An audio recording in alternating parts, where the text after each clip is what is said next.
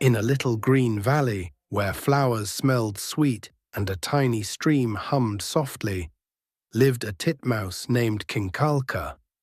She got her name because her song sounded like the tinkling of little metal bells. But Kinkalka wasn't just a little loud. She was terribly loud. From morning till night, she sang and chirped so loudly that even the hare on the next hill could hear her. Chinkalo, chinkalo, chinkalo, rang from the branches, making the leaves shake. At first, the forest animals enjoyed it. Her singing was cheerful and brought good moods.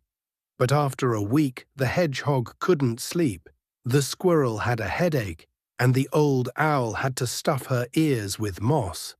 One morning, the animals called a forest council.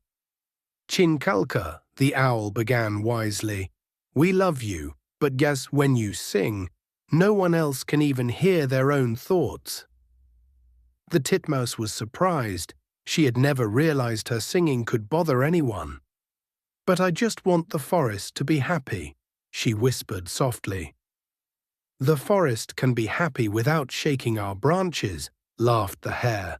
"Try singing a little quieter, or not so often." Chinkalka promised, but the very next day, when the sun rose, she forgot everything she had agreed with the animals. The sunlight touched her little wings, she opened her beak, and off she went. Chinkalo, chinkalo!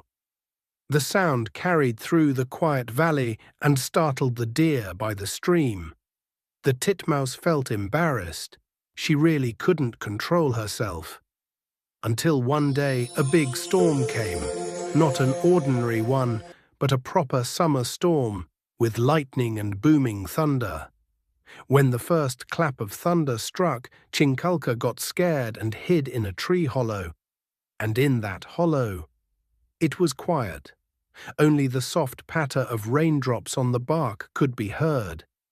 Suddenly, she noticed things she had never paid attention to before. A beetle rustling in the leaves, the water in the stream quietly bubbling, a little mouse whispering to her friend with faint squeaks. It was beautiful. Chinkalka realized that silence had its own music. From that day on, she sang only in the morning to greet the sun and in the evening to wish it good night.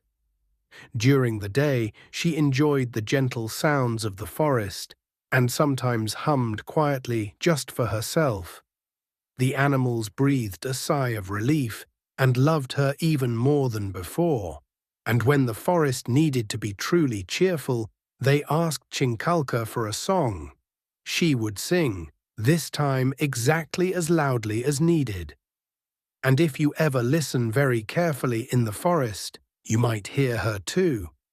The titmouse, who learned that cheerful singing is most beautiful when it alternates with silence. Thank you for listening to this story. On Sunday, there's a super funny story for young teens. Have a lovely day.